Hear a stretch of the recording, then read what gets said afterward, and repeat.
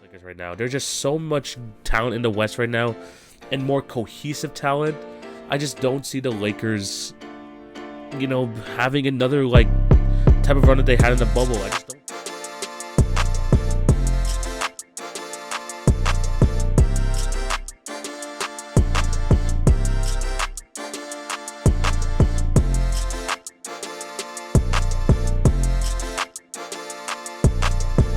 Hello and welcome to the Monday, September 26th edition of the TV on Basketball podcast with your host, TV. Hope you're having a fantastic day. Thank you for clicking on to watch or listen to today's episode. Before we start, I do have to plug my other platforms. Remember to follow at TV on Basketball on Twitter, Facebook, Instagram, and TikTok for updates on the podcast and for other great content. If you're on YouTube, remember to like, share, subscribe, hit the notification bell. That would be highly appreciated so you will not miss an episode.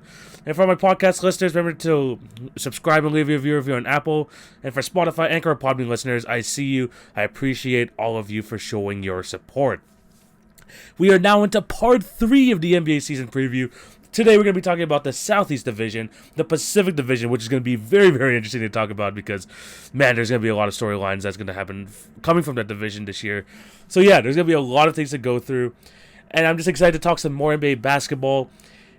I had to change the setup a little bit. Of course, I still have my mic going on over here, but I have a new webcam, so if you see any difference in the new webcam, if you see some better quality and stuff like that, let me know down below if you think it's a better watching experience, especially for those on YouTube or even on Instagram. If you see my posts daily, let me know because I think I'm just trying to make a switch up here. Let's see how this goes. But again, thank you guys for all the support, and I'm just excited just to talk some more basketball. But if you see this type of stuff, let me know down below. What did the changes you see? If you think I should change up the setup a little bit, let me know, and I'll take any input 100%. But yeah. Let's get right into this. We're going to be talking about the final 10 teams in the league. We went to the first 20. Let's get right into it. I think last week I started with the West, and then I went to the East. This time I'm going to be starting off in the East. And the first thing we're going to go with is a team I had strong opinions of after their offseason. We're going to be talking about the Miami Heat. And the Miami Heat this season, I already mentioned it when it came to winners and losers of the offseason. The Miami Heat, when you really look at the additions and subtractions the team has made, I mean, yes, they brought in Nikola Jovic, the player that they drafted in the first round this year, but they lost PJ Tucker. And when you really look at the landscape of the East right now, when you see the Atlanta Hawks, a division rival, making the moves that they're making, the Cavs making the trade for Donovan Mitchell, and then you see the Miami Heat, who should still be considered as title favorites, not make a move and not be better, which is very unlike the Miami Heat. They're always looking to, improve on the edges, improve the guys around, and really they haven't done that this year. I think the biggest move that they even did this offseason was re-sign Victor Oladipo to a contract extension. I think he's going to be a massive part into the success of the Miami Heat this season. But when it comes to success and failure, and this is really what we're going to be looking at as we have done in the previous episodes, for me, what constitutes as a success for the Miami Heat this season is making it to the conference finals. Anything less than that would be considered a failure, and here's why. We got Jimmy Butler right now in his early 30s. We know he's a fantastic player, but what we have seen, what I say the last 2 years, even the last 3 years, I would even say this. Jimmy Butler's had to carry this team on his back in the playoffs when it really matters. And we've seen in the bubble, that has resulted to an NBA Finals appearance, which is great for the Miami Heat. I mean, that is just that was probably the most success they had since LeBron. But that was not sustainable. We move on to the next year, they get absolutely trashed by the Milwaukee Bucks, and then they finally realize, look, we have to make a move. We need to get that other shot creator, just some help for Jimmy Butler. And what happened was that they trade for Kyle Lowry in the offseason. They brought him in last year. And it was a rough first year for Kyle. I mean, he had a bunch of injuries going on. Even when it came to the playoffs, first and second round, I don't think he played even a good chunk of the first round. He was injured a lot, so we couldn't see the best version of Kyle Lowry. But what really kept him afloat was how great Jimmy Butler was. And I think we're going to see much more of that this season. But the question is, who are the other guys going to step up? Bam Adebayo, I think, is a perennial all-star level player. I think he's going to be, a part of their long-term future for sure. But he needs to be more aggressive on the offensive end. We need Tyler Hero, who has been in this system for a couple years now. We've seen him have his moments in the bubble. He won 6th Man of the Year last year, averaging over 20 points a game. But he hasn't been able to show it on a consistent basis, especially in the last postseason. I mean, he was not playing near his best level of basketball for sure. And it's like I mentioned, I mean, it's just going to be tough for them this year. Yes, honestly, a success for them would be a conference finals, but that is not going to be an easy task. We already got the top guys in the East with the Bucks and the Celtics already occupying 2 of those spots, and they have just as high aspirations as this Miami Heat team. And then you already know that some guys are going to come in and surprise a lot of people, whether it may be the Cavs, whether it may be the Atlanta Hawks, even the Philadelphia 76ers in the mix. There are a lot of teams who have goals to go deep into this playoffs, and there are going to be teams left disappointed, and the Miami Heat could very well be one of those teams. They need to just, again, find that number 2 option, whether Tyler Hero can step into that himself. Maybe we can get a healthy season from Kyle Lowry. Maybe we just see a more aggressive Bam Adebayo. And I think I touched on him just slightly a little bit before. But I'm not saying he has horrible numbers. I mean, he averaged 19 and 10 last year. This guy has been a consistent defensive threat. He is one of their best, probably their most important defender on the roster. But he hasn't really asserted himself as a secondary option. And I wouldn't say that if maybe we found a more consistent Tyler Hero in the postseason, or if we had a better performance from Kyle Lowry. But when you have someone as talented as Bam Adebayo, he needs to assert himself more. Kind of really take over that number 2 spot when Jimmy Butler is off the court. But he hasn't been able to yet. And like I mentioned earlier, their biggest offseason move was re-signing Victor Oladipo, giving him another chance. I have a feeling he's going to be a key part of the rotation for the majority of the year. If he is anywhere near his Indiana Pacers self, that All-NBA, All-Star level player, even I'll say 70% of his old self, that's a whole addition in of itself, because Victor Oladipo was nowhere near his best form last year.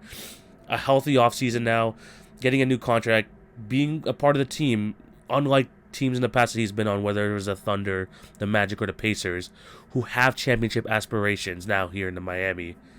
If he could do that, he could even make his way into the starting lineup, especially if Tyler Hero is going to be the prototypical 6-man, which it looks like he will be again this year.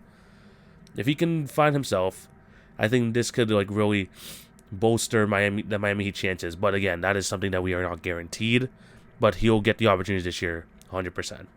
So yeah, Miami Heat, they got to make the conference finals for it to be a successful season. This core is not getting any younger. Kyle Lowry is already in his mid to late 30s. I said, oh my god, I almost said 70s. 30s.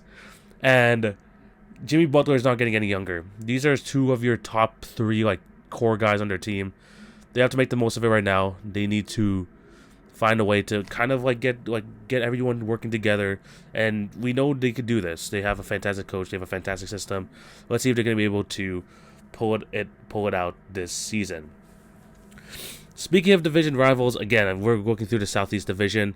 A team that I think that could catch up on the Miami Heat and maybe make another surprise run. The Atlanta Hawks. The Atlanta Hawks, for me, are the next team we're going to be talking about. And we're going to go straight into it. What I consider a success for this team, a second-round appearance. What I consider a failure, a first-round exit. This team, we remember 2 years ago, making it all the way to the conference finals, taking the Milwaukee Bucks to 6 games. And who knows what would have happened if, the Trae Young injury, other injuries that happened within the roster. We never know what might happen. What would have happened. But they were just in that position 2 years ago. Last year, they barely made the playoffs. They got absolutely destroyed by the Miami Heat in the first round. So you could really look at that and be like, that was a failure of a season. Just because of where the progress they made the year prior. I mean, they maybe making the conference finals wasn't a realistic goal, but they were expecting to be better, or not even better, but they were expecting to see improvements, not the type of regression that they saw from last year. So this offseason, you know what they did? They brought in an all-star, near All-NBA caliber guard and DeJounte Murray to help out on the defensive end. He's made all defense a couple times in his career, and he's now going to be the backcourt mate to Trae Young. And what's a really key addition for this team with having DeJounte Murray is that He is another ball handler.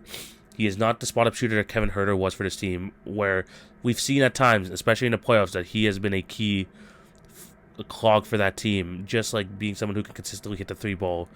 You're not going to have that now, having DeJounte Murray, but what this does do is, give some relief to Trey. You don't have to have Trey controlling the ball 24/7 the entire game. If Trey goes to the bench, DeJounte Murray can take over the point guard minutes. And DeJounte Murray has shown in the past that he can clearly play off ball. He's not like he will, like he may not be a great spot up shooter, but he could still play off ball, play very well as a secondary ball handler. I think that's this Atlanta Hawks team on paper looks really good. I have a lot of expectations coming in for this team, but at the same time, we said this last year. We said that they had one of the deeper teams in the league. Yes, they lost some of their depth this year, but they brought in 8 All-Star level player. That's bound to happen. But are we gonna have another disappointing season from them? I'm not sure. I wouldn't hope so. But we're gonna have to see actually strides in this team after making such a drastic trade like that, trying to get DeJounte Murray. A second round exit should be the goal here. Having another first round exit with this team, it's not the end of the world, but I think they need to at least be competitive in the first round. If it's another type of first round exit like last year, being absolutely destroyed by Miami, then that would be a failure. But if they might be unfortunate facing off against the Philadelphia 76ers in a round 1 matchup, a Miami Heat in a round 1 matchup. If they could show just improvement and trying to, at least be more competitive, I think that would be a success. This is still a very young team. You have Trey basically in his early to mid-20s, same thing with John Collins, and then DeJounte Murray's in his mid-20s as well. They have some time. They have 3 to 4 years to figure this out. Well, depending on if John Collins wants to make another trade request.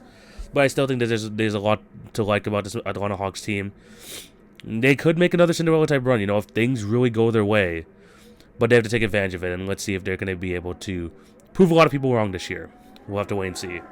These next 2 teams we're going to be talking about here in the Southeast Division, we're gonna get through these a bit quicker just because they have less expectations for them. The first one I have here is the Charlotte Hornets. The Miles Bridges situation was rough for them this offseason. Really hampered their chances of development further down the line. Because look, if that whole situation with Miles Bridges didn't happen, we would be seeing him sign a contract extension and moving forward as the primary wing for this team, the sidekick to LaMelo Ball. Now he might not be in the league. We're still seeing if he's gonna get suspended or not. But we're going to take him completely out of the situation. I don't think he's going to play another game in the Charlotte Hornets uniform. Now when we take him out of the situation, the Charlotte Hornets right now, I think, are taking a step back as an organization. LaMelo Ball last year made the All-Star team, which is great for them. They made another play-in tournament, but then got absolutely destroyed once again. It's just the Charlotte Hornets have, pieces there. But there's just so many holes in this roster. I just don't see them competing with the top guys in the East. Even teams who are striving for a playoff spot. Even teams that like teams in their division. Even a team like the New York Knicks, I feel more comfortable, more confident in them making the play-in as more than the Charlotte Hornets. So yeah, for me, a successful season for them would be competing for a play-in spot. But a failure would be kind of regressing so far down, being one of the worst teams in the league, which I don't see happening. I think that LaMelo Ball is too good of a player to let that happen, but it's going to be a tough situation for them. I mean, hopefully you get more games from Gordon Hayward. Hopefully players in the center position continue to develop in-house. They don't really have that role just yet figured out. Hopefully a Kai Jones steps up into that role, a Mark Williams steps up into that role, or potentially even have a trade for Miles Turner. I don't think that's completely off the table yet. Maybe that can happen. But when looking at this team and just looking at the depth of this roster, I'm just not a fan. I'm a fan of LaMelo Ball, but there's just way too many question marks. I mean, for me, the sure things you have here are Terry Rozier, LaMelo, and then Gordon Hayward at times. But past that, there's just a lot of question marks on this team, and I'm just not sure if this team will be even in the play-in mix this year. The East just got so much better. The competition just got so much harder down there. And I think the team like the Charlotte Hornets, who made the play-in spot, at number 10 last year. Someone's going to have to be pushed back, and I think the Charlotte Hornets is going to be that team. Hopefully, LaMelo Ball takes another step in this game. I think that's another just a way for them to say, you know what, that's a successful season overall. At least we got LaMelo Ball, got him some more development, continue to be the leader of this team. Hopefully, we can make some changes in the next offseason.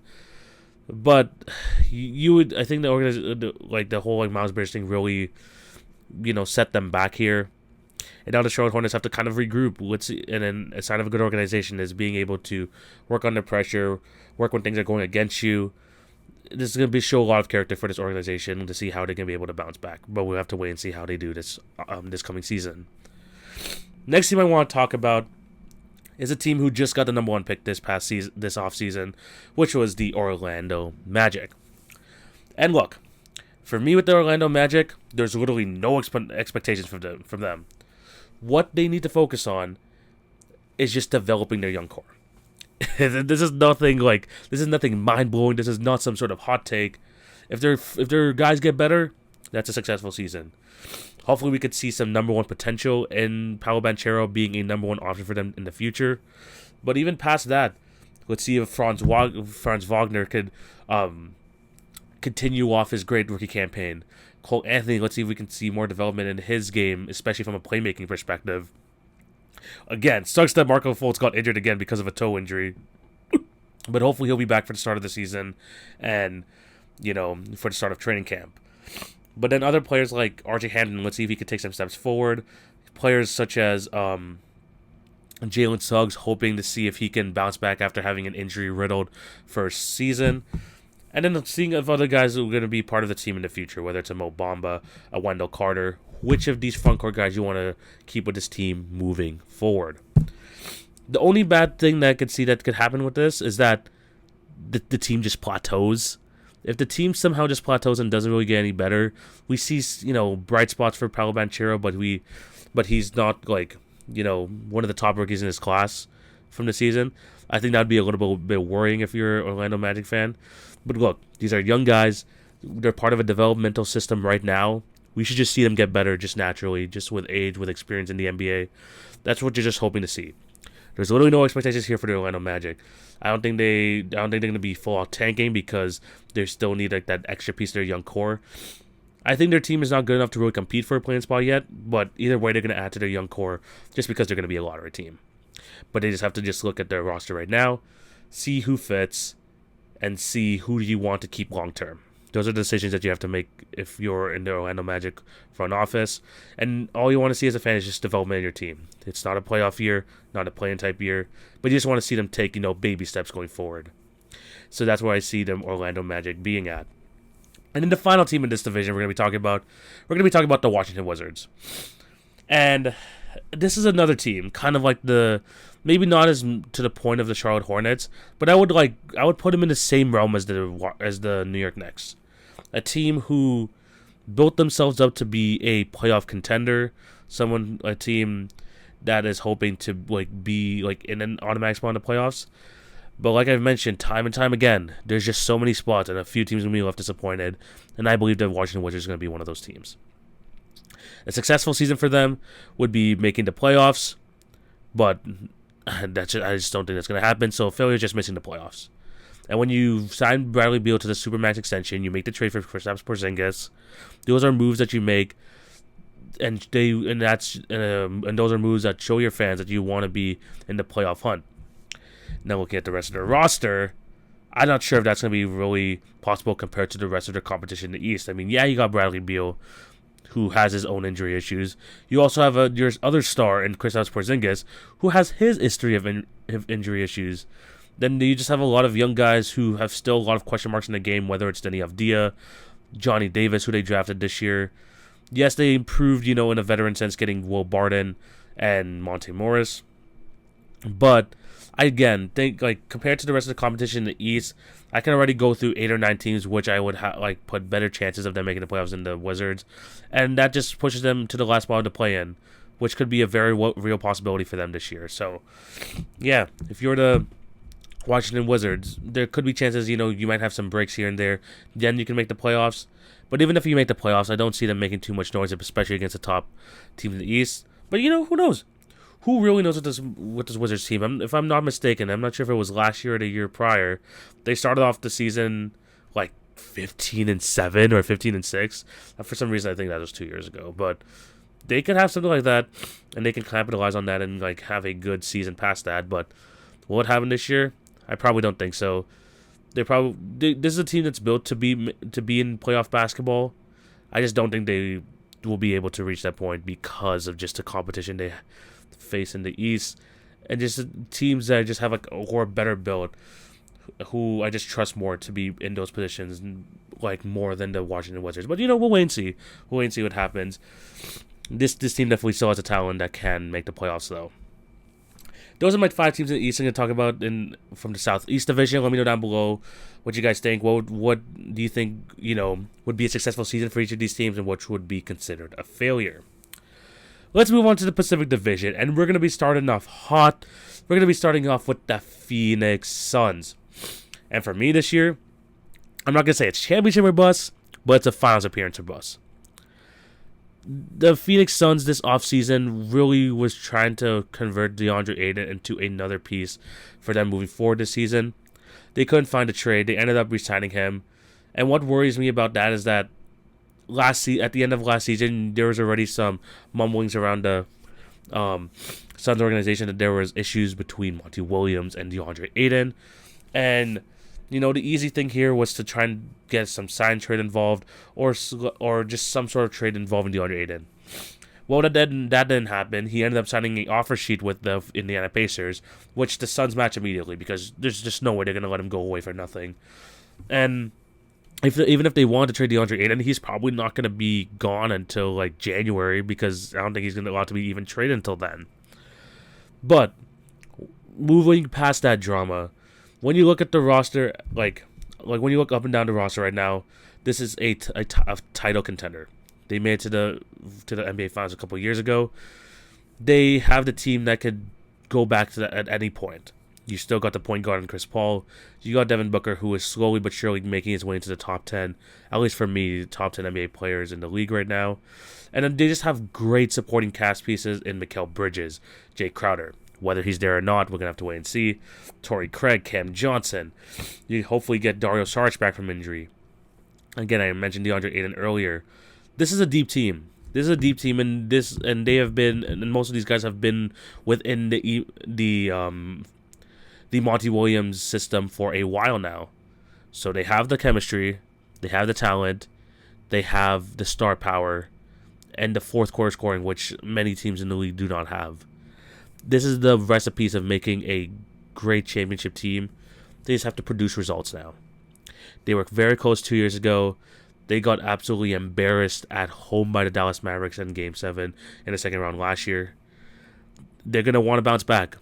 Chris Paul is going to want to bounce back. He's going to want to have his last, this is like a last chance, burst for the Phoenix Suns to try and make it to the finals and take advantage of what Chris Paul has left. They need to. This is why I think it's a finals or bust. If I think past this season, Chris Paul's going to be, 38, 39 next season. I don't think they're going to, have as good of a chance of making the finals.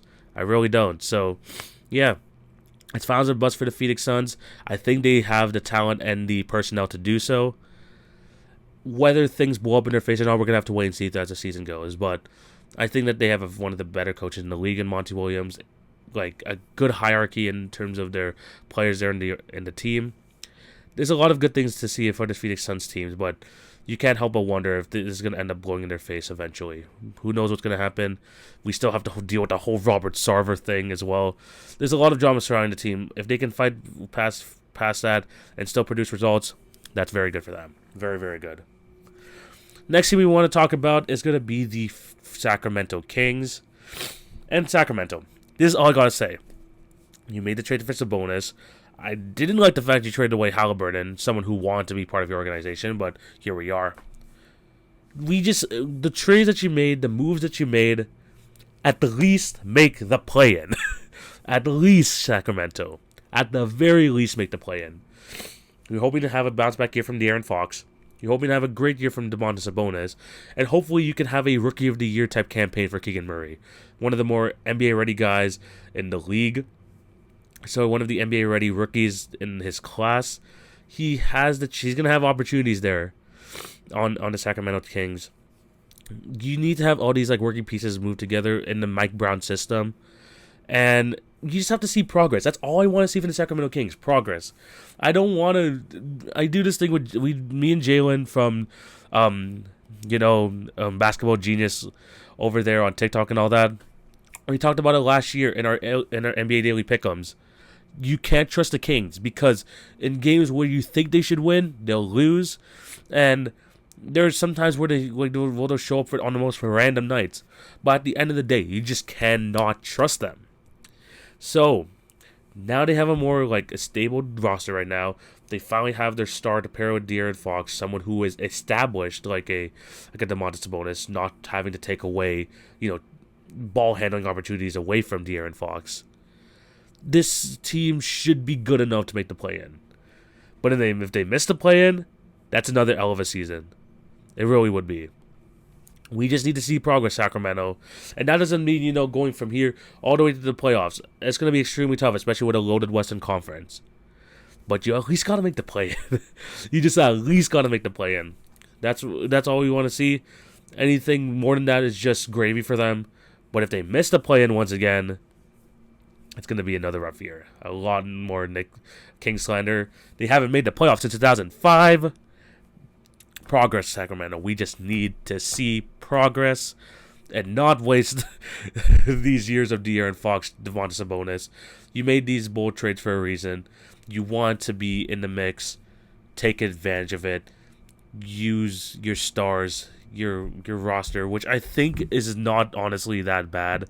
Again, I talked about Murray, Sabonis, and Fox, but they have Terrence Davis still. They also added Kevin Huerter, Davion Mitchell's on the team, Malik Monk, Harrison Barnes.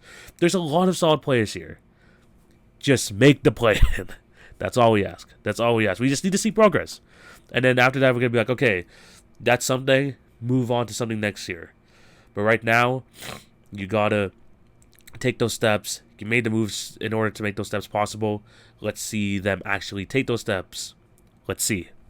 Next team I want to talk about, and the thing is, you could go on and on with this team. You can have a whole podcast episode talking about this team, but we're trying to keep it as short as possible. Let's talk about the Los Angeles Lakers. And the thing is about the Los Angeles Lakers, their top-end talent when it comes to LeBron, Anthony Davis. You know what? Even throw in... Do I want to throw in Westbrook? You can even throw in Westbrook in a sense, like especially because they gave up so much to get him. But the Los Angeles Lakers roster is not good enough.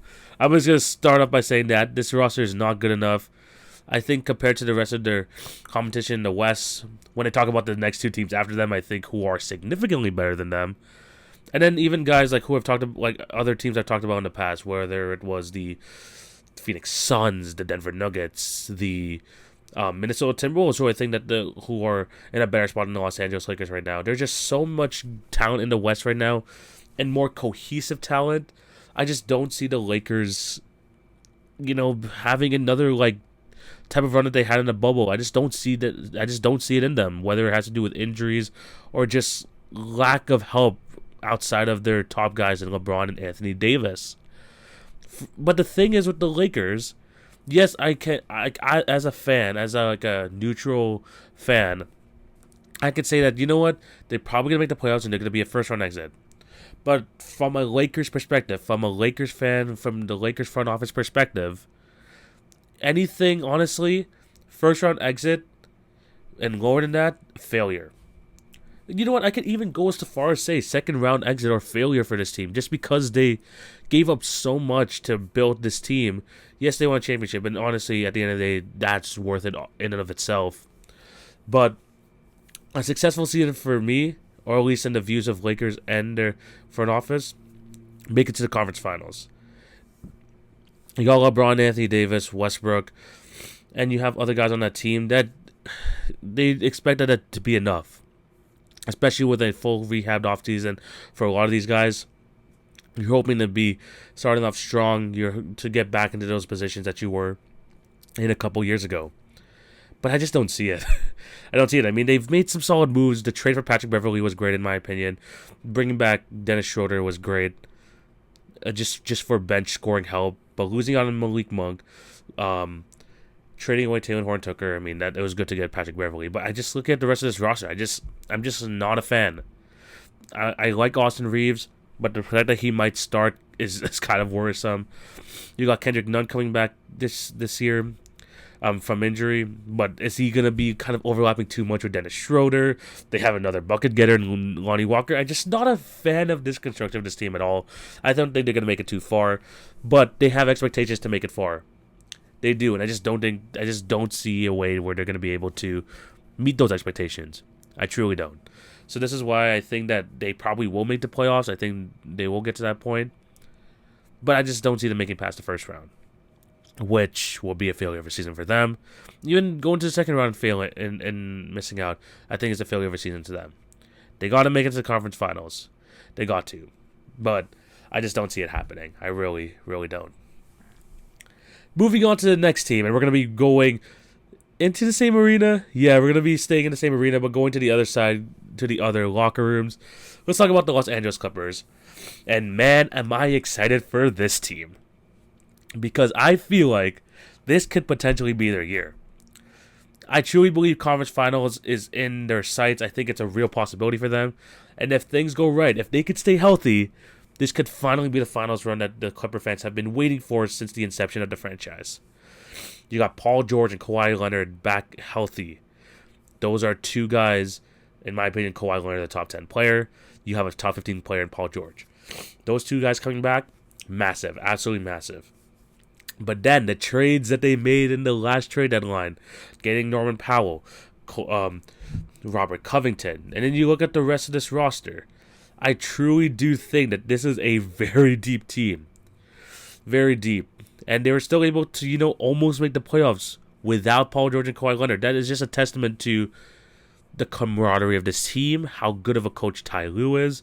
And then you add players, like I mentioned, Norman Powell, Robert Covington, adding John Wall to the mix. And I think that he is going to be the biggest X factor. Because if he is 70% of prime John Wall, he greatly improves their point guard position over Reggie Jackson. You can make him be the sixth man, lead the second unit, because that's honestly who he got used to playing, especially with the last season. You have that whole thing going on for him. Their front court, again, is still kind of like iffy for me, especially having only Marcus Morris and Ivica Zubac. But this is a deep team. There's a lot of bucket getters on this team, a lot of guys who know their role, who could play on the defensive end. It just looks really good in my opinion. Like, I'm looking at this team and I just really like this team. I just think that the only thing holding them back is themselves, and for lack of a better term, just their health. Their health is just is always something that's always holding back the Clippers. Always holding Kawhi Leonard from having multiple years where he's on top trying to compete for a championship. It's injuries. Same thing with Paul George. It's injuries. But if these guys can stay relatively healthy, especially throughout the playoffs, I truly believe that this team is built, is ready to be making a finals run. I really do think so, especially, again, with the coaching of Ty Lue. I'm just a big fan of this roster. I think that they're going to be able to be a top-seeded team in the West, but let's see if they can convert that into a possible finals appearance. Because for me, a successful season for them would be a conference finals, a failure second round next and below. They again, same thing with the Lakers and putting all their assets when trading for Anthony Davis, bring in Russell Westbrook. The Clippers give up their entire future getting Kawhi Leonard and Paul George. They really did. This is their best chance of doing it. Basically, their entire roster is healthy coming into the season. There's a lot of hope for this team. And I'm going to be one of those guys who are going to be backing them. I'm going to make my finals prediction in a couple weeks, maybe even next week.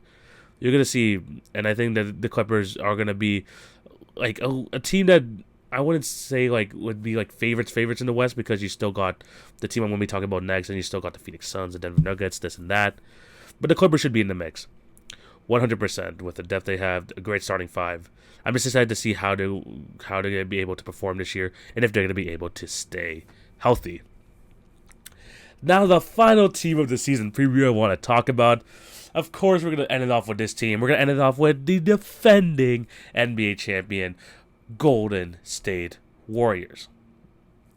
Now, for me, They are expected to be back in the championship mix. They should be one of the top contenders in the league in general.